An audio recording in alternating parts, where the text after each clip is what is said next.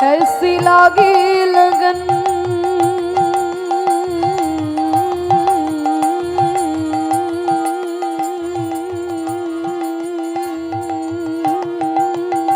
ऐसी लागी लगन ऐसी लागी लगन लागी लागी रे लगन लागी लागी रे लगन। তা সেখানে আমি কীর্তন পরিবেশন করেছি। 40 দিন ছিলাম লন্ডনে, 4টি শহরে কীর্তন হয়েছিল।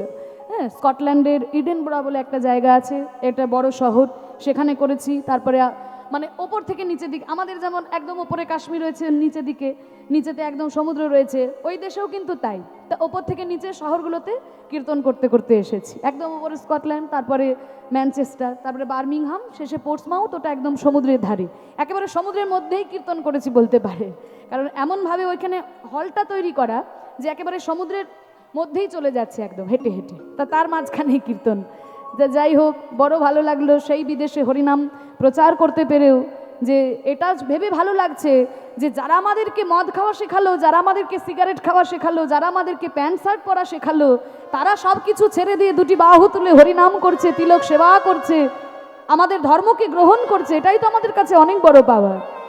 কিন্তু আমাদের দুঃখটা কোথায় জানেন? আজকে আপনাদের এই কুলবেড়িয়া গ্রামে এই যে এত সুন্দর ভুবন মঙ্গল হরিনাম সংকীর্তনের আয়োজন করা হয়েছে, এই হরিনাম সংকীর্তনে ভক্ত একদিকে, ভগবান একদিকে। আজকে আমরা ভক্ত ভগবান দুজনকেই কাছে পেয়েছি।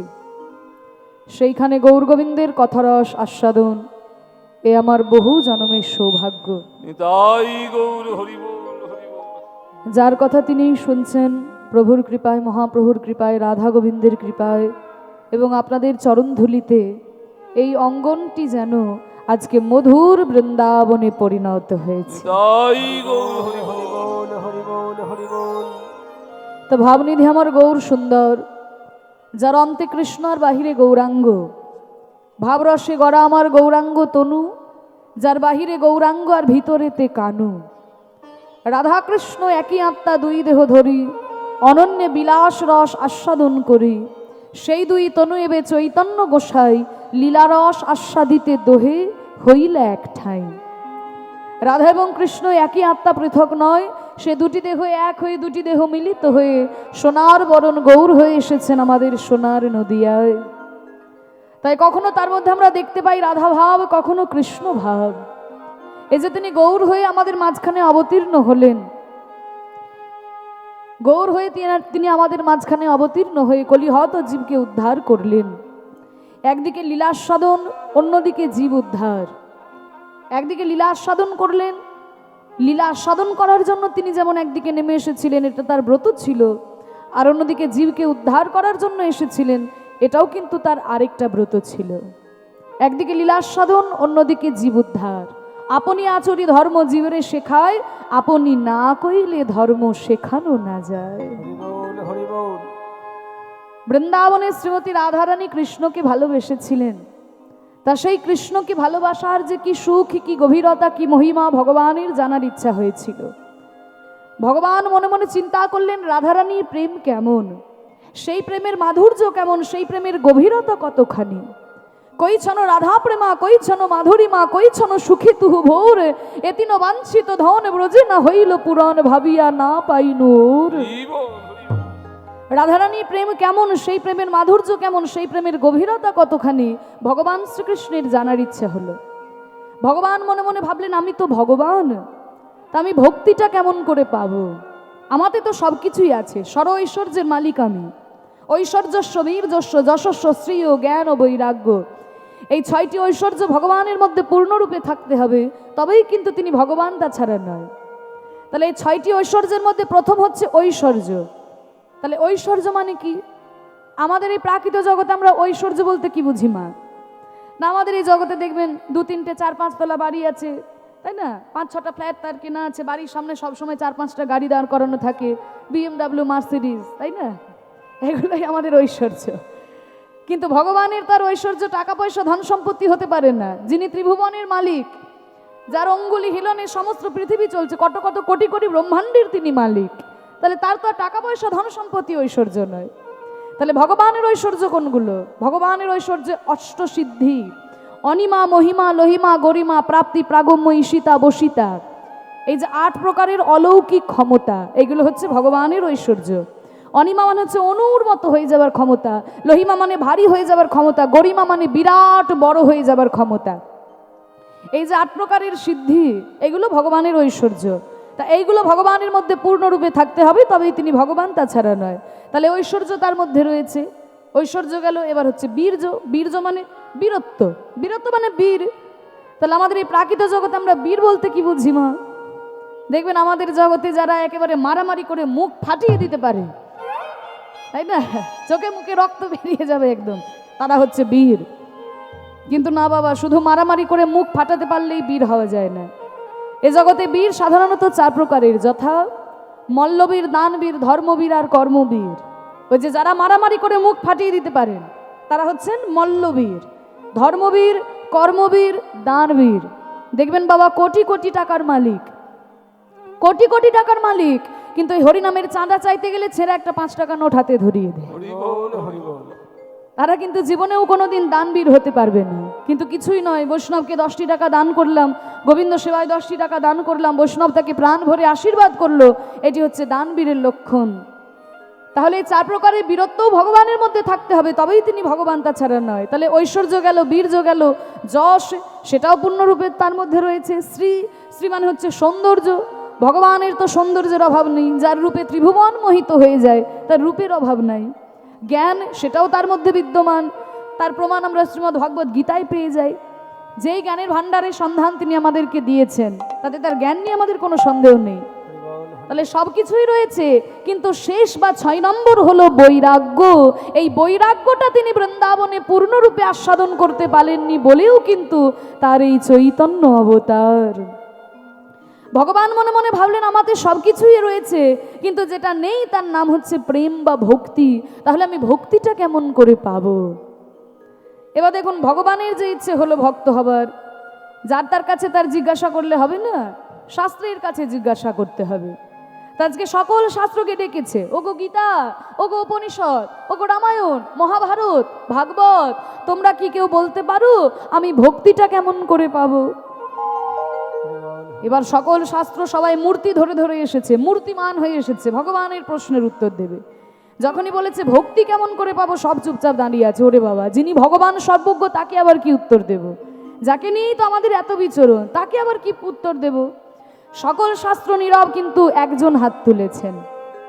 যিনি হাত তুলেছেন তাকে আমরা সবাই চিনি, তিনি হলেন সকল শাস্ত্র শিরোমণি শ্রীমদ্ ভাগবত। ভাগবত হাত তুলে বলছে, ঠাকুর আমি বলতে পারি, কিন্তু তুমি আগে আমাকে অভয় দাও, তাহলে আমি তোমাকে বিধান দেব। না, আমি কি কোনো একটা বিধান দিয়ে দিলাম, আর তোমার যদি পছন্দ না হয়, তুমি যদি আমাকে আবার অভিশাপ দিয়ে দাও, তবে আবার মুশকিল।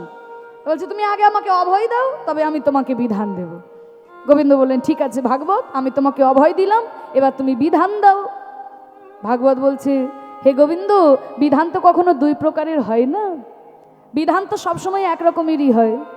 ভক্তদের জন্য যে বিধান, ভগবানের জন্য সেই বিধান, বিধান কিন্তু আলাদা নয়।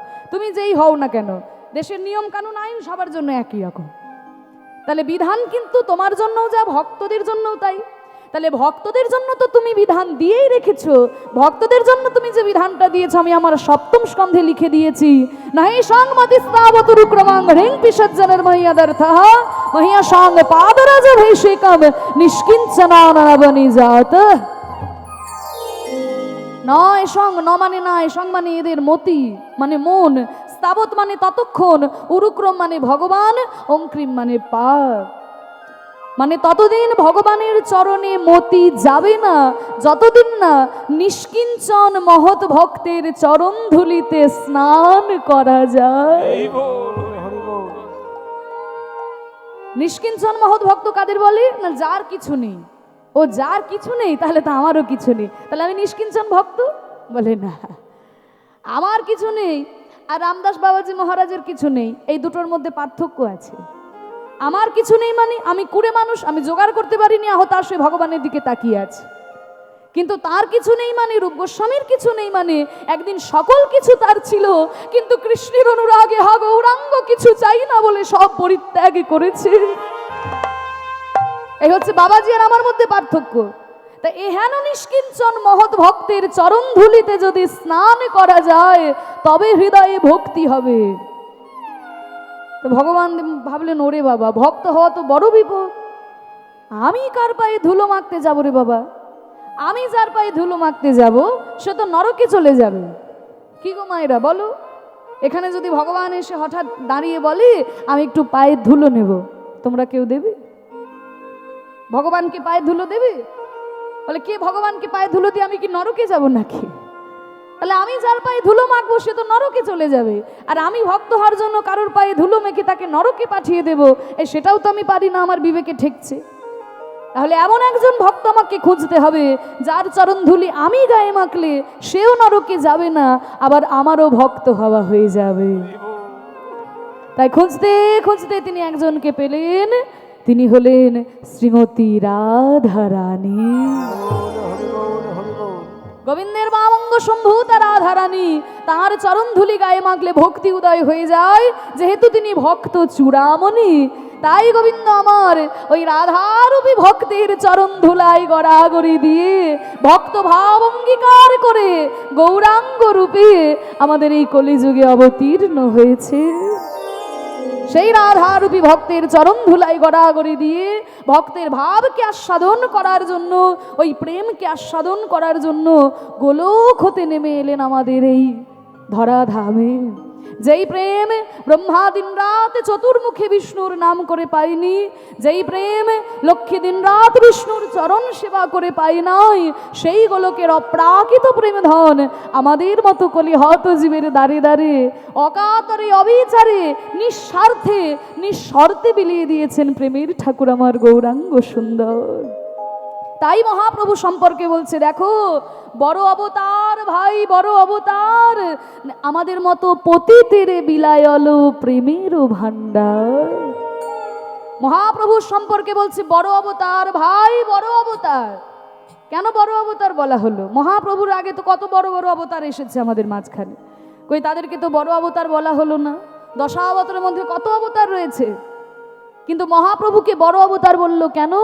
বলছে অনেক কারণ আছে। কারণ চৈতন্য মহাপ্রভুর অবতারের ফলে বাংলার বুকে বিশেষ বিশেষ কিছু পরিবর্তন হয়েছিল। কি কি পরিবর্তন হয়েছিল এই পদাবলীর মধ্যে বলা হচ্ছে। এটি কিন্তু একেবারে আমাদের বলতে গেলে ঐতিহাসিক দলিল স্বরূপ এই পদাবলীটি, যে চৈতন্য মহাপ্রভুর অবতারের ফলে বাংলার কি কি পরিবর্তন হলো। প্রথম কি করলেন মহাপ্রভু? বড় অবতার বলার প্রথম কারণ হলো পতিতের বিলায়ল প্রেমের ভান্ডার। মহাপ্রভু কি করেছিলেন? যারা আমাদের মতো পতিত জীব, যাদের কথা কেউ কোনোদিন ভাবে নাই, তাদেরকে নিয়ে চৈতন্য মহাপ্রভু ভেবেছিলেন। তা না হলে আগেরকার দিনে মনে করা হতো কি, যত শাস্ত্রীয় সম্পদ, যত ভালো ভালো জিনিস সব বামুন আর কায়েতদের জন্য, বাকি সবাই অমানুষের দল। হরি বল। কি বাবা, এরকম একটা ধারণা আমাদের সমাজে ছিল কিনা বলুন, যে যতই শাস্ত্রীয় সম্পদ, যত ভালো ভালো জিনিস সব বামুন কায়েতদের জন্য, বাকি সবাই অমানুষ।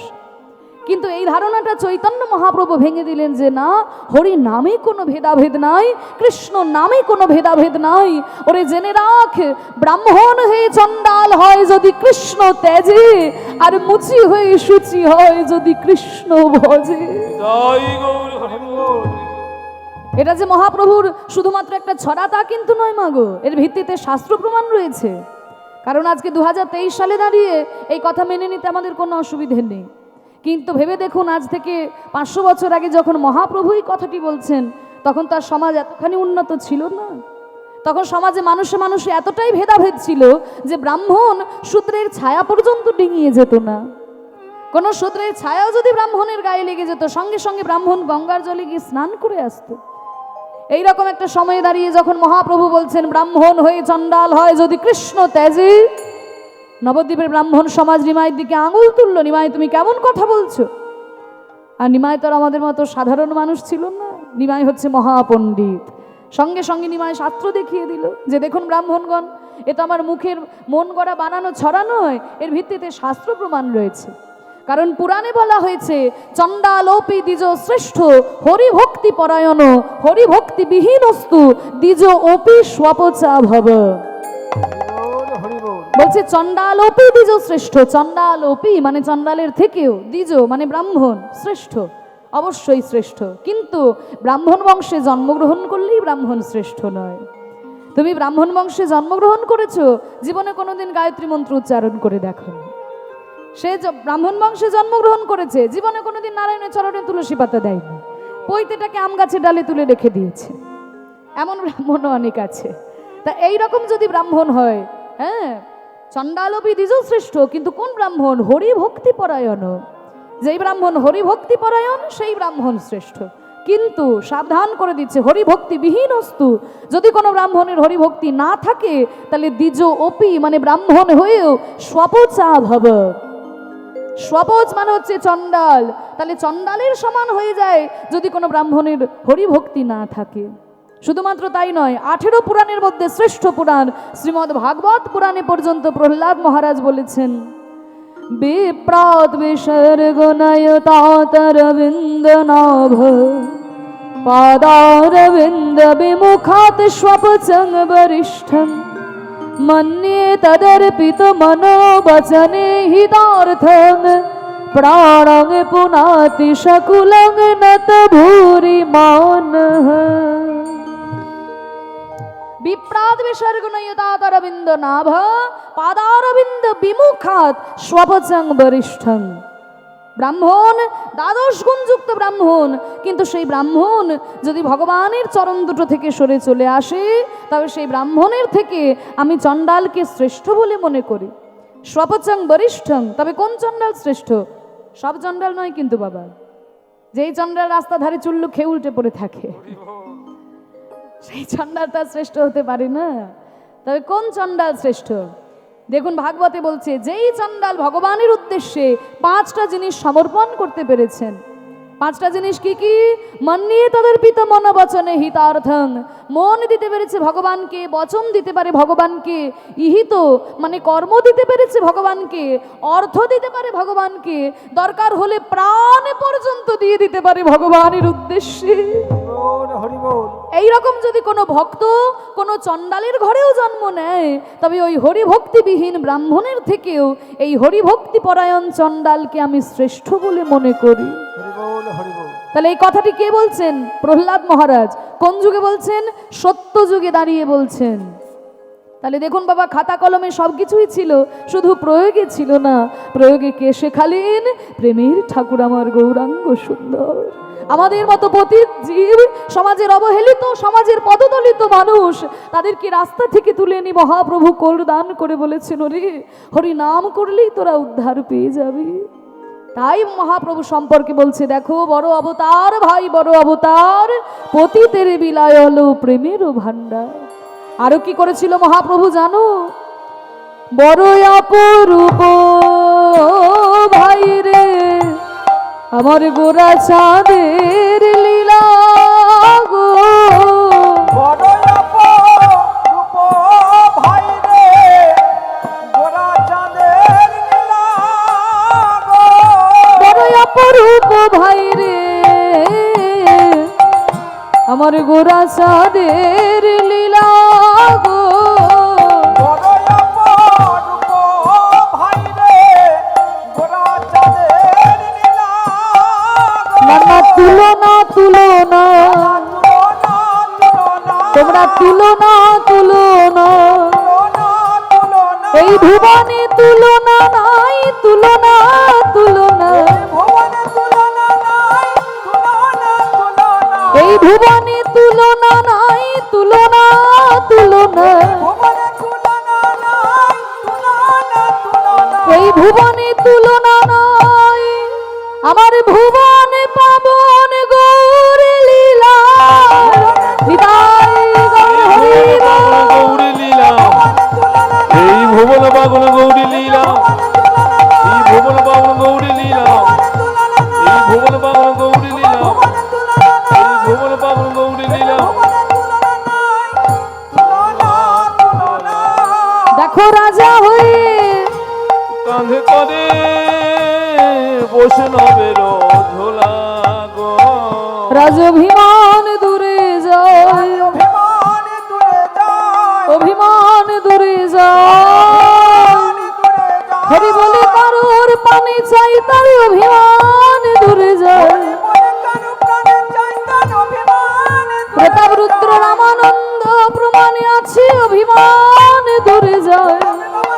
প্রমাণ আছে অভিমান দূরে তারা যায়। কেঁদে কেঁদে ধুলাই লুটায় অভিমান দূরে যায়।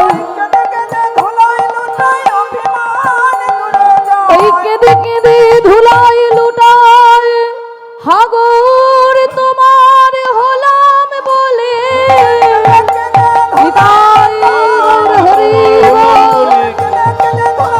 আগুন তোমার হলাম বলে, আগুন তোমার হলাম বলে, আগুন তোমার হলাম বলে, আগুন তোমার হলাম বলে, অভিমান দূরে যা।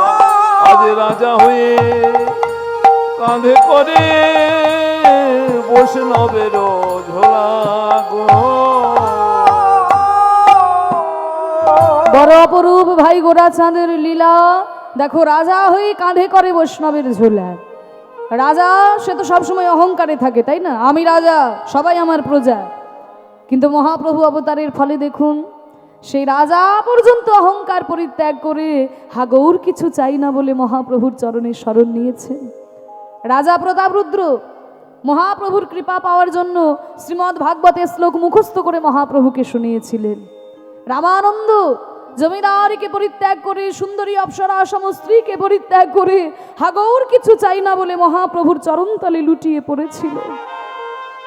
তাহলে এই যে অহংকারের মঞ্চ থেকে নিচে নেমে আসা, এটা চৈতন্য মহাপ্রভু আমাদেরকে শেখালেন। আমরা তো মানুষ, আমরা সবসময় অহংকারে থাকি। আমি মানুষ, আমি সবাইকে বশ করেছি, আমি হাতি ঘোড়া বাঘ ভাল্লুক সবাইকে বশ করেছি। মানুষকে কেউ বশ করতে পেরেছে? মানুষ সবাইকে বশ করেছে, তাই না? তাহলে তো আমি মানুষ, আমি কেন কারোর চরণে মাথা নত করব? বলে বাবা, মহাপ্রভু আমাদেরকে কি বললেন? ত্রিনাদপি সুনিচিন, বলছে অহংকার করো না, অহংকারের মঞ্চ থেকে নেমে এসো। ত্রিনাদপি সুনিচিন তার রেব সহিষ্ণু না আমানীন মানদেন কীর্তনীয় সদা হরি। ত্রিনাদপি সুনিচিন মানে ঘাসের থেকেও ছোট হওয়ার চেষ্টা করো।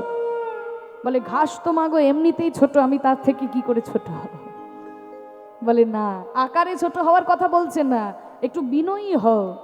ঘাস মাটিতে লুটিয়ে থাকে, সবাই একদম পায়ে দলিয়ে দিয়ে চলে যায়, তাই না? কিছু বলে কি? তা বলছে ঘাসের মতো ছোট হওয়ার চেষ্টা করো। আর তরড়ি বা সহিষ্ণু না, গাছের মতো সহিষ্ণু হও। আমার কেন গাড়ি নেই, আমার কেন বাড়ি নেই, আমার কেন ঘর বাড়ি নেই, আমার কেন টাকা পয়সা নেই, আমার কেন জমি জায়গা নেই, এগুলো করো না। সহ্য করতে শেখো। গাছের দিকে তাকিয়ে দেখো, প্রচন্ড ঝড়ে গাছের ডাল ভেঙে পড়ে যাচ্ছে, তবু বলে এত কেন ঝড় হচ্ছে? রোদ্রের মধ্যে পাতা শুকিয়ে যাচ্ছে, বলে এত কেন রোদ? শীতের মধ্যে বলে এত কেন ঠান্ডা? তাহলে সহ্য করতে শেখো, গাছের মতো সহ্য করো।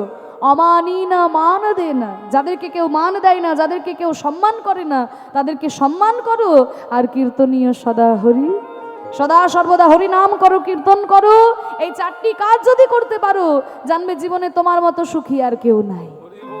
এই চারটি কাজ। ত্রিনাদপি সুনিচিন, গাছের থেকে ছোট হওয়ার চেষ্টা করো। তারা রিবা সহিষ্ণু না, গাছের মতো সহিষ্ণু হও। আমানি না মান দে না, যাদেরকে কেউ মান দেয় না, কেউ সম্মান দেয় না, তাদেরকে সম্মান করো। আর সদা সর্বদা হরি নাম করো। তাহলে এই অহংকারের মঞ্চ থেকে নেমে আসা, বিনয়ী হওয়া, এটা চৈতন্য মহাপ্রভু আমাদেরকে শিখিয়েছেন। তাই বলছে দেখো, রাজা হয়ে কাঁধে করে বৈষ্ণবের ঝোলা। আরো কি পরিবর্তন হলো মহাপ্রভু অবতারের ফলে জানো? ও মাইরা, ও ঠাকুমা, এই দেখো ঘুমিয়ে পড়েছে, ওঠো ওঠো ওঠো, এই তো সন্ধে হয়েছে। হরি বল, এখন থেকে কেন ঘুম? ওঠো ওঠো, এটা তোমাদের জন্য বলছি, মন দিয়ে শোনো। গৌরাঙ্গ করুণার কথা এক মুখে কহিবারে নারী গো। গৌরাঙ্গ করুণার কথা কহিবারে নারী গো। সংকীর্তন মাঝে নাচে কুলের হারি গো। সংকীর্তন মাঝে নাচে কুলের বাহারে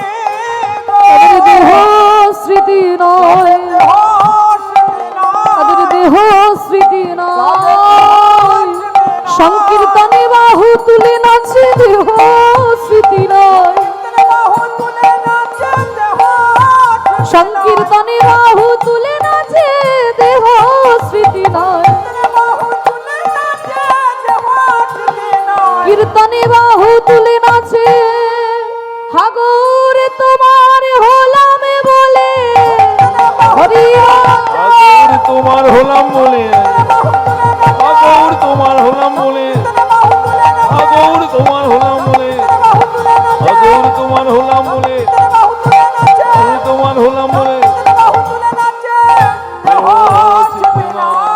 আর সংকীর্তন মাঝে নাচে কুলের বহারি গো। গৌরাঙ্গ করুণার কথা এক মুখে কহিবারে নারী, দেখো সংকীর্তন মাঝে নাচে কুলের বহারি। চৈতন্য মহাপ্রভু অবতারের ফলে এটা বাংলায় হলো। বাংলার বুকে যারা মহিলা, যারা মায়েরা, তারাও কিন্তু দুটি বাহু তুলে হরিনামের নৃত্য করেছিল।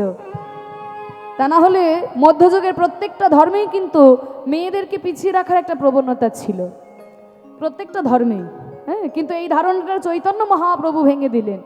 দেখুন, শুধুমাত্র আমাদের হিন্দু ধর্ম বলে নয়, সমস্ত ধর্মেই ছিল কিন্তু। এ দেখুন, মুসলমান ধর্মে যদি বলেন, দেখেন কোনো মুসলমান যদি নামাজ পড়ে, কোনো মুসলিম, তার সামনে দিয়ে যদি কোনো মহিলা পেরিয়ে যায়, তার কিন্তু নামাজ ক্যান্সেল হয়ে যায়। যদি কোনো পুরুষ পেরিয়ে যায় তাহলে কিন্তু ক্যান্সেল হবে না, কিন্তু যদি কোনো মহিলা পেরিয়ে যায় তাহলে ক্যান্সেল হয়ে যাবে। আমাদের হিন্দু ধর্মেও তাই রয়েছে। এই যে ভট্টাচার্য, মুখার্জি, চক্রবর্তী, ব্যানার্জি যেই হোক না কেন, সবাই কিন্তু শালগ্রাম শিলায় তুলসী পাতা দিতে পারে। কিন্তু যিনি ব্রাহ্মণের স্ত্রী, তিনিও তো কোনো ব্রাহ্মণেরই কন্যা, কিন্তু তিনি নিজের হাতে শালগ্রাম শিলায় তুলসী পাতা দিতে পারবেন না। তিনি তুলসী চয়ন করে রাখতে পারবেন, নিজের হাতে দিতে পারবেন না। এই যে মেয়েদেরকে পিছিয়ে রাখার একটা প্রবণতা মধ্যযুগের প্রত্যেকটা ধর্মেই তৈরি হয়েছিল। চৈতন্য মহাপ্রভুর ভাব আন্দোলনের ফলে সেই ভেদাভেদটা দূর হয়ে গেল। তাই তো দেখুন, আমরা দেখতে পাই যে নিত্যানন্দ প্রভুর অপ্রকটের পর তার স্ত্রী মা জাহ্নবা দেবী শত শত ভক্তদের দীক্ষা দিয়েছেন। দীক্ষা দিয়ে এই আন্দোলনকে আরো অনেক বড় আকার দান করেছিলেন। তাহলে চৈতন্য মহাপ্রভু গৌর নিতাই আমাদের এই বাংলার জন্য যা করেছে, আমরা যদি বাঙালি হয়ে সেটা মনে না রাখি, তাহলে আমাদের মতো অকৃতজ্ঞ জাতি আর কেউ হবে না। তাই হরিনাম দিয়ে মহাপ্রভু আমাদের জগৎকে উদ্ধার করে দিলেন। বললেন, শোন, তোদের আর কিছু করতে হবে না, যাগ যজ্ঞ ধ্যান তপস্যা কোনো কিছুই করতে হবে না। হরের নাম হরের নাম হরের নামই বা কেবলম কলৌ নাস্তে গতিরন্যথা। কলিযুগে হরিনাম করলে পরেই তোরা উদ্ধার পেয়ে যাবি। তাই দুটি বাহু তুলে আমার সঙ্গে বল, প্রেমানন্দে মেতে হরি বলো, হরি নামের বন্যা জেলো। প্রেমানন্দে হরি হরি নামের বন্যা জেলো, প্রেমানন্দে মেতে হরি বলো, হরি নামের বন্যা জেলো। প্রেমানন্দে মেতে হরি বলো, হরি নামের বন্যা জেলো। বন্যার যাই বলি হারি, ও তার তরঙ্গ ভারী। ওনার যাই বলে হারি, ওটার তরঙ্গ ভারী। যাই বলি হারি,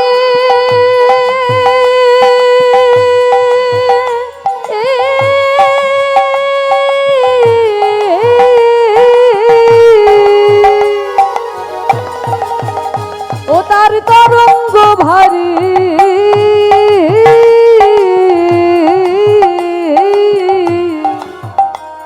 আর প্রেম তরঙ্গে দিচ্ছেন সাঁতার গোলক বিহারী।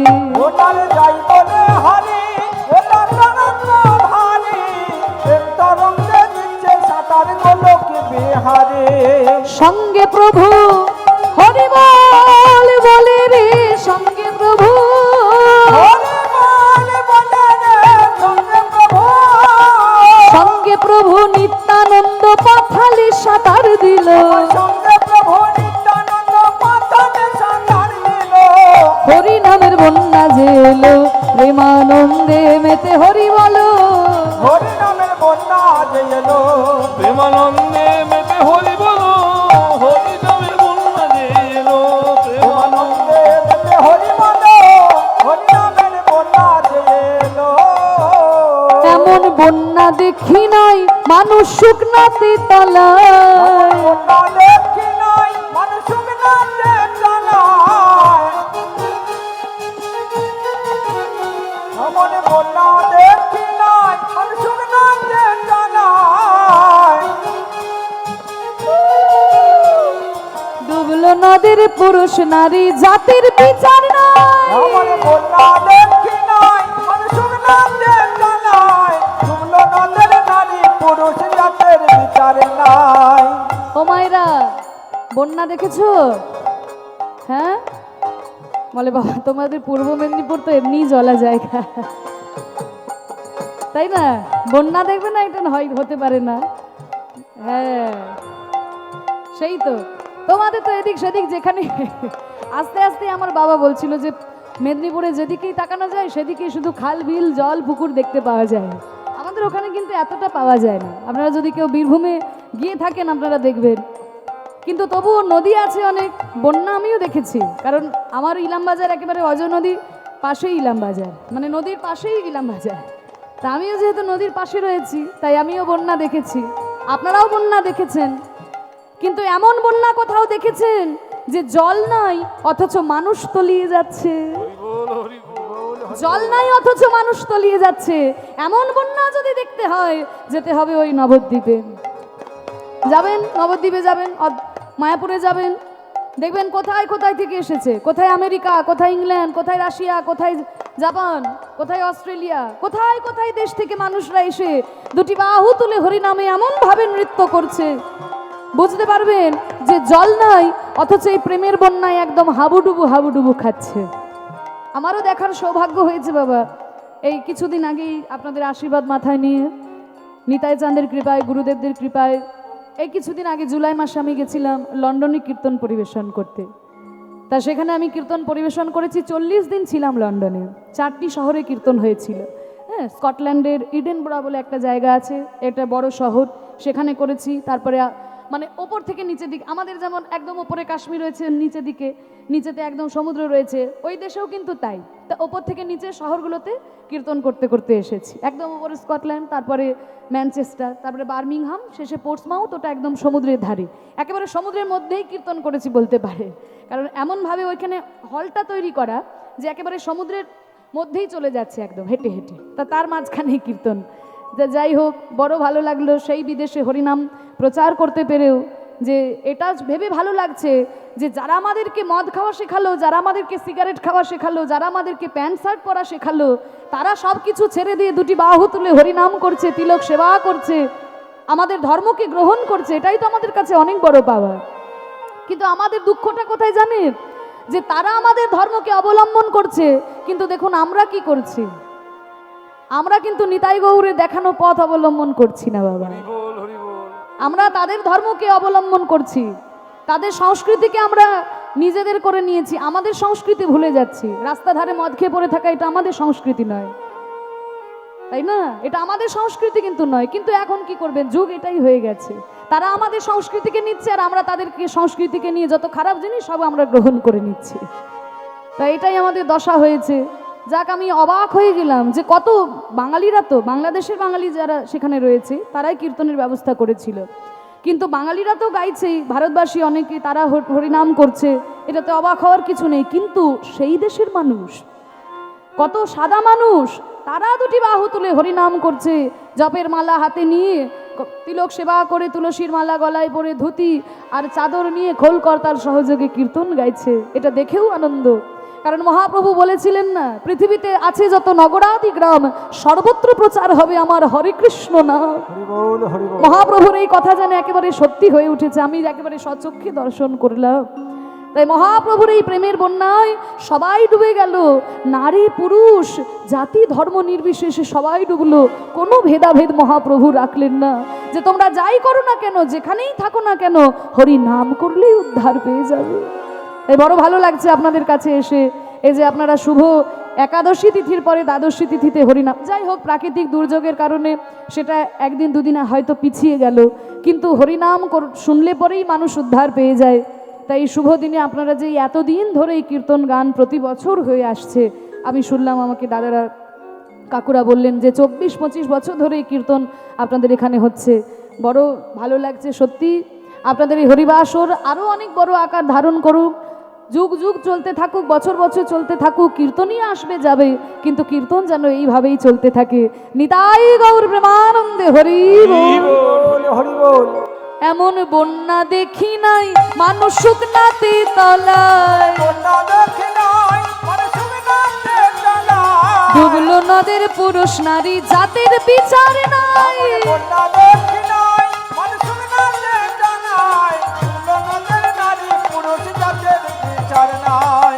শুধু জাতির বিচার নাই তা নয় গো, ওই তাকিয়ে দেখো, দেখো হরিদাস হরি বল বলে রে হরিদাস, হরি বল বলে রে হরিদাস।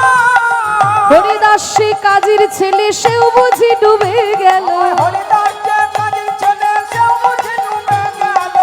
হরি নামের বন্যা জেলো প্রেমানন্দে মেতে হরি বলো। হরি নামের বন্যা যে এলো। প্রেমানন্দে মেতে হরি বলো, হরি নামের বন্যা যে এলো। ও মায়েরা, এই হরিনামের বন্যায় তো সারা ভারতবর্ষ কেন সারা পৃথিবী ডুবলো, মহাপ্রভু ডুবিয়ে দিলেন প্রেমের বন্যায়। আসলে বাংলা চিরকালই শুকনো বাবা, কিন্তু বাংলার প্রথম শুকনো মাটিকে গঙ্গার জল দিয়ে ভিজিয়ে দিয়েছিল ভগীরথ। দ্বিতীয়বার যদি কেউ ভিজিয়ে দিতে পারে সেটা হচ্ছে চৈতন্য মহাপ্রভু। এই নামের বন্যায় প্রেমের বন্যায় ভিজিয়ে দিলেন। তাহলে এই বন্যাতে তোমরা ডুবতে তো কি গো মায়েরা, ডুবতে চাও? সত্যি বলছো?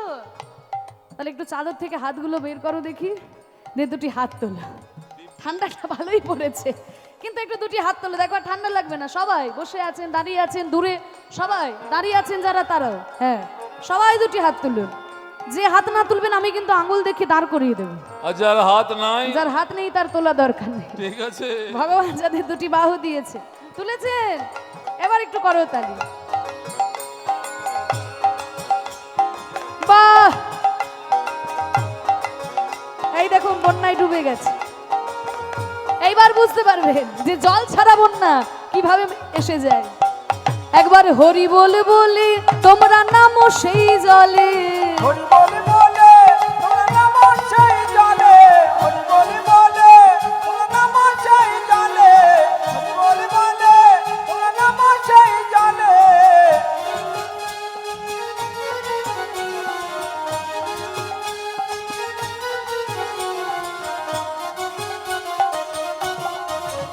একবার হরি বলে বলে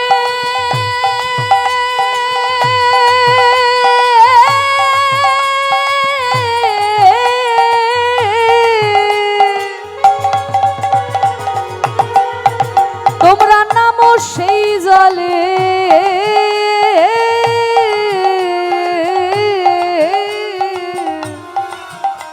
আর ডুবলো যে জন পেল রতন সন্তোষ তাই বলে। আমার হরি বল বলে তোমরা নামো সেই জলে। ডুবলো যেদিন পেল রতন সন্তোষ তাই বলে। এই গানটি যিনি রচনা করেছেন আমার গুরুজি শ্রদ্ধেয় কীর্তন সম্রাট শ্রী সুমন ভট্টাচার্য মহাশয়। তার পিতা ছিলেন স্বর্গীয় শ্রী সন্তোষ কুমার ভট্টাচার্য মহাশয়। তিনি এই গানটি রচনা করেছেন। তার আত্মার শান্তি কামনা করি, যে একবার হরিবোল বলতে পারলেই তোমরা উদ্ধার পেয়ে যাবে। হরিবোল বলে তোমরা নামো সেই জলে, ডুবলো যেজন পেল রতন সন্তোষ তাই বলে। তাহলে হরিবোল বলে ডুবলেই কি তোমরা রত্ন পেয়ে যাবে? বলে ডুবলেই রত্ন পাওয়া যায় না। কি গো, আমরাও তো পুরীর সমুদ্রে যাই, সমুদ্রে কত ডুবে ডুবে স্নান করি, কিন্তু মণিমুক্তা তুলে আনতে পারি?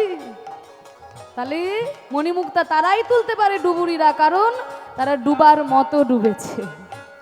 তাহলে হরিবোল বলে ডুবলেই তোমরা রত্ন পাবে তা নয়, হাবুডুবু খাওয়া হবে, হাবুডুবু খাওয়া হবে। যদি রত্ন তুলতে চাও তাহলে ডুবার মতো ডুবতে হবে। এ নামে ডুবার মতো হরিবোল বলে রে, ডুবার মতো হরি বল বলে রে ডুবার মতো। ওই ডুবার মতো যে ডুবেছে সেই ডুবে রতন পেল। ডুবার মতো যে ডুবেছে সেই ডুবে রতন পেল। হরি নামের বন্যা জেলো প্রেমানন্দে মেতে হরি বলো। হরি নামের বন্যা যে এলো। প্রেমানন্দে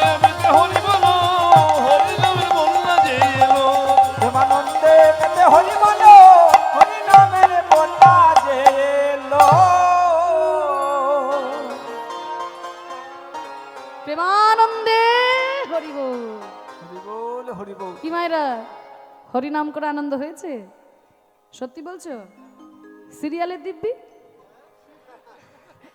বলছে হরি বল। আজকে না হয় এখানে এসেছে, ঘরে থাকলে তো সিরিয়াল খুলেই বসে থাকে। না, হরিনাম করো, সত্যি হরিনাম করছে? বাহ, কীর্তন চলে টিভিতে? যাক, এটা শুনে ভালো লাগলো। নিতাই গৌর হরি বল। হ্যাঁ, যা করবে করো মা, নিজের সাধন ভজন যেন ভুলে যেও না। জেনে রাখো, সেই পরম দয়াল গোবিন্দই কিন্তু একমাত্র আমাদের আপন। তাই সমস্ত কিছুই করতে হবে, সংসারে দায়িত্ব, কর্তব্য, আনন্দ সব কিছুই আছে, কিন্তু সাধন ভজন না ভুলে গেলে চলবে না। তাই মহাপ্রভু এই প্রেম দিয়ে জগৎকে উদ্ধার করলেন। তাই বলছে দেখো, যবনে নাচে গায় আর বলে হরি নাম গো।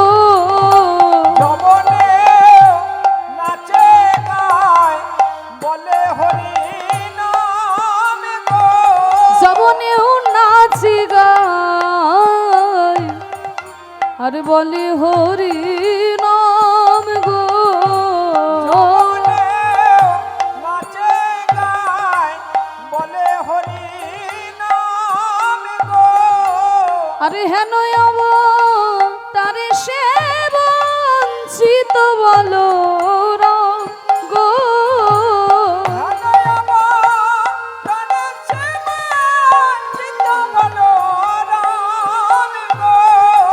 মহাপ্রভুর এই নামে প্রেমে জাতি ধর্ম নির্বিশেষে সবাই ডুবলো, কিন্তু আমার দেখো পোড়া কপাল, আমি মহাপ্রভুর এই নাম গ্রহণ করতে পারলাম, এই প্রেমের বন্যায় আমি ডুবতে পারলাম না। তাই বলছে আমি বঞ্চিত হলাম, আমি বঞ্চিত হলাম, বঞ্চিত হলাম। হেন গৌরী অবতারে বঞ্চিত হলাম, আমি প্রেম পেতে রইলাম বাকি বঞ্চিত হলাম, আমি প্রেম পেতে রইলাম বাকি শ্রী গুরু বৈষ্ণবে দিয়ে ফাঁকি। নিতাই গৌর প্রেমানন্দে হরি বল। বৈষ্ণবে দিয়ে ফাঁকি, শ্রী গুরু বৈষ্ণবে দিয়ে ফাঁকি, শ্রী গুরু বৈষ্ণবে দিয়ে ফাঁকি। হেন আব তারে সে বঞ্চিত।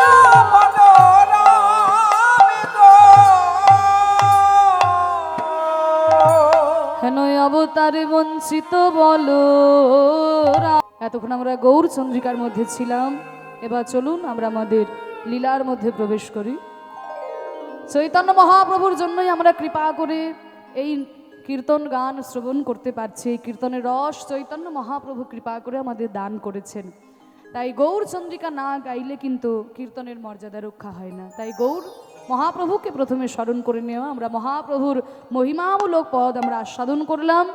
এবার চলুন আমরা যাই সেই বৃন্দাবনে, যে লীলা আজকে আমরা আস্বাদন করব। ভক্তদের ইচ্ছা, সেই ভক্ত ভগবানের লীলা আজকের আপনাদের মতো ভক্তের কাছে এসে সেই ভক্ত ভগবানের লীলা, মধুর লীলা কৃষ্ণ সুদামার কথা আমরা আস্বাদন করব। আজকে আমাদের ভজনের বিষয় হলো কৃষ্ণ সুদামা। ভগবান শ্রীকৃষ্ণ বন্ধু হিসেবে কেমন ছিলেন আজকের লীলায় আমরা দর্শন করব। ভগবান শ্রীকৃষ্ণ বন্ধু হিসেবে কেমনভাবে সুদামাকে ভালোবেসেছিলেন, সুদামাও কেমনভাবে কৃষ্ণকে ভালোবেসেছিলেন, ভগবানকে কেমনভাবে ভালোবাসতে হয় আমরা দর্শন করব। কারণ ভক্তের কৃপা না পেলে পরে ভগবানের কৃপা লাভ করা যায় না, আমরা তো আগেই শুনলাম।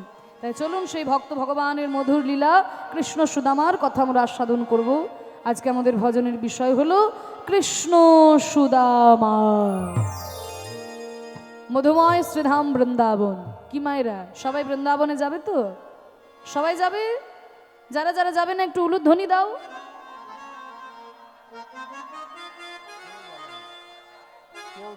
যাবেনি? কেউ যাবেনি?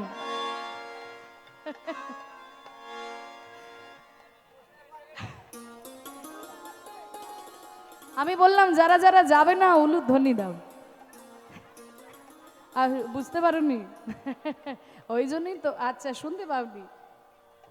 হ্যাঁ আচ্ছা, যাবোটা শুনতে পেয়েছো, না তা শুনতে পাইনি। যাক, হরিম নামে উলুধ্বনি দিতে হয়, মায়েরা জানে।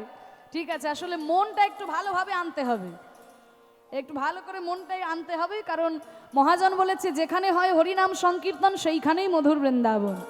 আজকে যেহেতু এখানে হরিনাম হচ্ছে, এখানেই মধুর বৃন্দাবন রচিত হয়েছে, কিন্তু আমাদের মনটা চারিদিকে ছড়িয়ে আছে, তা সেই মনটা একটু মন কীর্তনের আসরে নিয়ে আসতে হবে। আমরা মনকে নিয়ে বৃন্দাবনে যাব। চলুন, ভক্তদের ইচ্ছা যে মীরার ভজন একটা শুনবে, আমাকে অনুরোধ করে এসেছে, তা চলুন আমরা একটা মীরার ভজন শুনতে শুনতে বৃন্দাবনে প্রবেশ করি। এত বড় ভক্ত ছিল মীরা, আমাদের মতো মানুষ হয়ে জন্ম নিয়ে ভগবানকে নিজের স্বামী হিসেবে পেয়েছিল, তা সেই মীরার ভজন চলুন আমরা সবাই মিলে আস্বাদন করি। মীরাবাইয়ের জীবন কাহিনী নিয়ে রচিত এই ভজন আমরা সবাই আস্বাদন করি। সারে গা পা ধা পা মা ধা পা, পা ধা পা গা রে গা পা ধা পা গা রে, রে মা পা ধা পা গা রে নি ধা, গা রে মা গা রে সা রে নি ধা রে সা। है आँख वो जो शाम का दर्शन किया करे। বলছে আমাদের এই চোখ তার তখনই পরিপূর্ণতা পাবে যখন সে ভগবানের দর্শন করবে। ভগবানের দর্শন না করলে পরে চোখ দুটো বৃথা হয়ে যায়। है आँख वो जो शाम का दर्शन किया करे, है शीश जो प्रभु चरण में बंदन किया करे। बेकार व मुख है जो रहे व्यर्थ बातों में, बेकार व मुख है जो रहे व्यर्थ बातों में। मुख वो है जो हर नाम का सुमिरन किया करे। বলছে ভগবান আমাদেরকে মুখ দিয়েছে কাউকে গালাগালি দেওয়ার জন্য নয়, ভগবানের নাম করার জন্য। কিন্তু এই মুখ দিয়ে আমরা ভগবানের নাম করলাম না, অকথা কু কথা বললাম, একে তাকে গালাগালি দিলাম, আমাদের এই মুখটা বেকার হয়ে যাবে।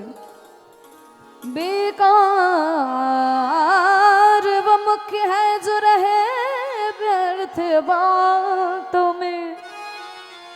मुख वो है जो हर नाम का सुमिरन किया करे।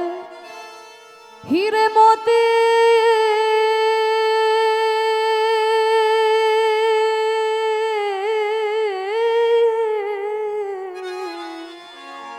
हीरे मोती से नहीं शोभा है हाथ की, है हाथ जो भगवान का पूजन किया करे। मर कर भी अमर नाम है उस जीव का जग में। प्रभु प्रेम में बलिदान जो জীবন কিয়া করে। একটু করতালি।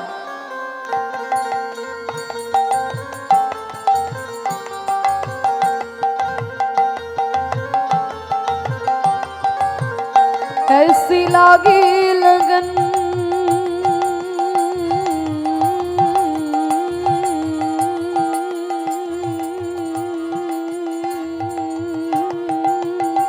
ऐसी लागी लगन,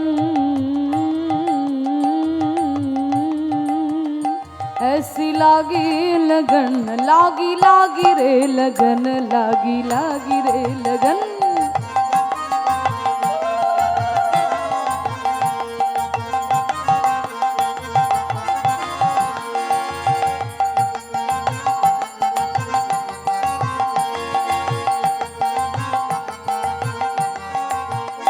ऐसी लागी लगन मेरा हो गई मगन।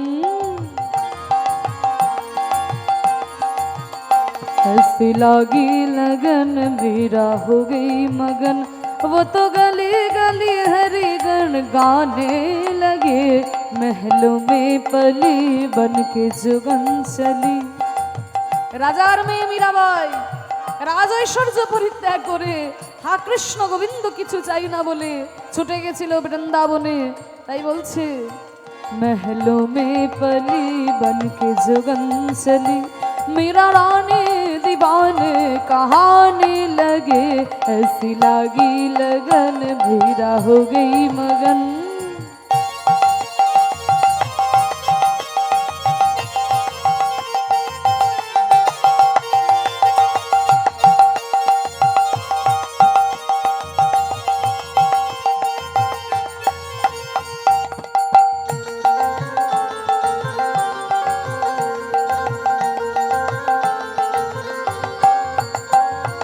रोके नहीं कोई टोके नहीं, मीरा गोविंद गोपाल गाने लगी।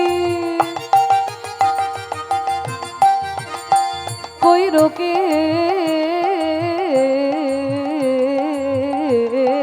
नहीं कोई टोके नहीं, मीरा गोविंद गोपाल गाने लगी। बैठी संतों के संग रंगी मोहन के रंग, मीरा प्रेमी प्रीतम को मनाने लगी। वो तो गली गली हरि गण गाने लगे, ऐसी लागी लगन मीरा हो गई मगन। वो तो गली गली गली गली गली गली गली गली गली हरि गण गण गाने लगी, ऐसी लागी लगन।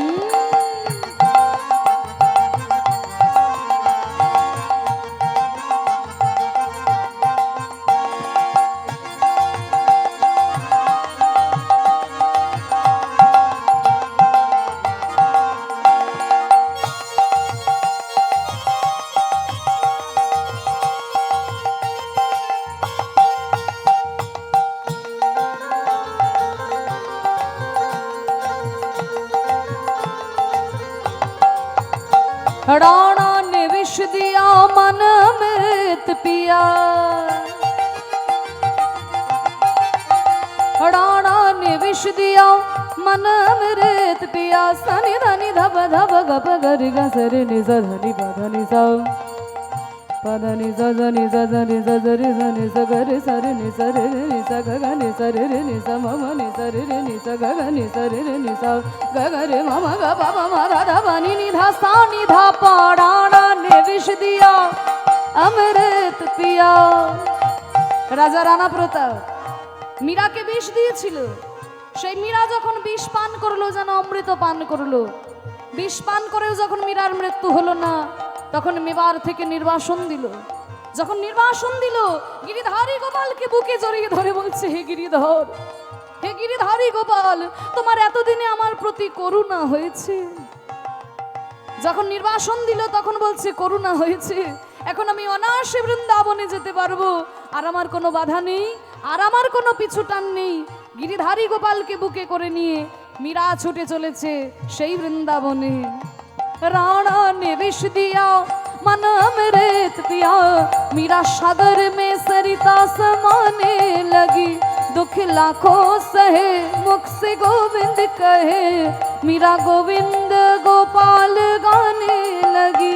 वो तो गली गली हरि गण गाने लगे, ऐसी लागी लगन मीरा हो गई मगन। वो तो गली गली गली गली गली गली गली गली गली हरि गण गण गाने लगे, महलों में पली बन के जुगन चली, बन के जुगन चली।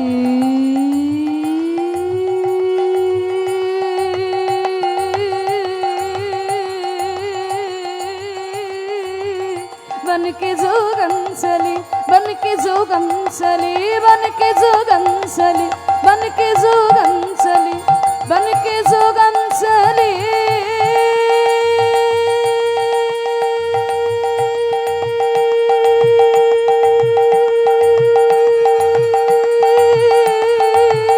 बन के जोगन चली, बन के जोगन चली, बन के जोगन चली, बन के जोगन चली। महलों में पली बन के जुगन चली, मेरा रानी दीवाने कहानी लगे, ऐसी लगी लगन मेरा हो गई मगन, ऐसी लगी लगन।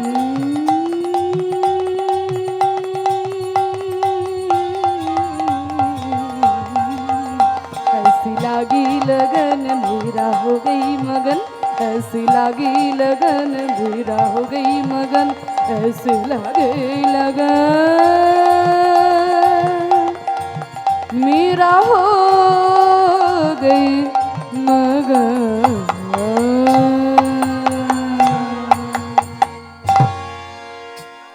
बोले वृंदावन धाम की जय राधा रानी की जय। राधा रानी की जय। गोस्वामी वृंदो की जय। আপন আপন গুরু মহারাজ की जय। হরিনাম সংকীর্তন की जय। আজকের হরিবাসর की ভক্তবৃন্দ की হরিনাম সংকীর্তন की জয়